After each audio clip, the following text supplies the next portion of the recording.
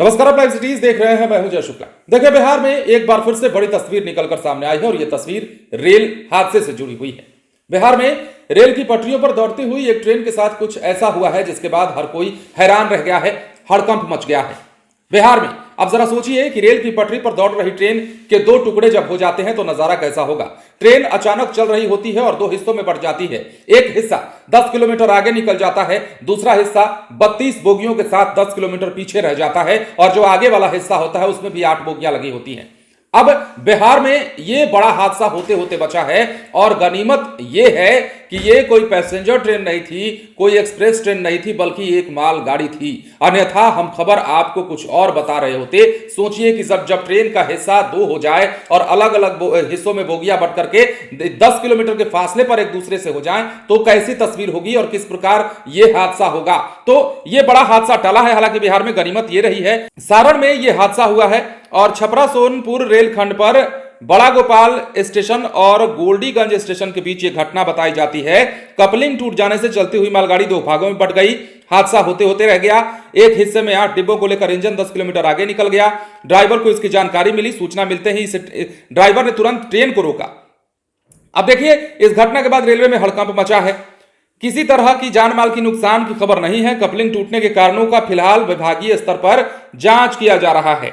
अब जो जानकारी है उसके मुताबिक बड़ा गोपाल स्टेशन से मालगाड़ी छपरा की ओर जाने के लिए प्रस्थान कर चुकी थी। जैसे ही ट्रेन का इंजन बड़ा गोपाल स्टेशन के पश्चिम सिग्नल से आगे निकला कि कपलिंग उखड़ गया।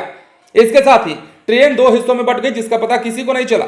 इंजन चला रहा ड्राइवर मालगाड़ी की 8 बोगियों को लेकर आगे निकल गया और बचे हुए 32 बोगी जो हैं बड़ा गोपाल स्टेशन पर ही रह गए। स्पीड कम होने पर धीरे धीरे बड़ा गोपाल में ही इन्हें रोका गया। तो इससे देखिए, गनीमत दूसरी तरफ यह भी रही कि कई ट्रेनें पहले से ही कोहरे के कारण रद्द चल रही हैं। कई ट्रेनों के टाइम टेबल में बदलाव किया गया है, डाइवर्ट की गई है ट्रेनों को।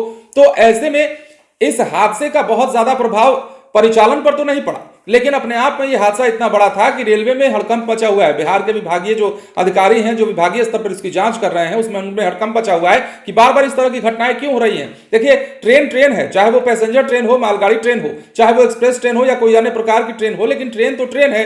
अब हादसे बिहार में हो रहे हैं तो पटरियों की कमी के कारण या तो हो रहे हैं, या कपलिंग टूटने की घटना जो बार बार हो रही है, कहीं ना कहीं लापरवाही है, मैनेजमेंट की कमी है। तमाम चीजों को देखा जा रहा है, लेकिन बिहार में एक बार फिर से बड़ा हादसा रुका है, बड़ा हादसा होते होते रहा है। अब अधिकारियों को जब इसकी जानकारी दी गई तो ट्रेन को रोका भी गया। यह महज एक संजोग है कि छपरा में ब्लॉकिंग के चलते अधिकांश ट्रेनें रद्द हैं और उस वक्त किसी ट्रेन का समय भी नहीं था, अन्यथा एक बहुत बड़ा हादसा जरूर हो सकता था। तो यह भी एक कारण है कि ब्लॉकिंग का जो काम चल रहा है उसके कारण भी ट्रेनें कई जो हैं वो रोकी गई हैं।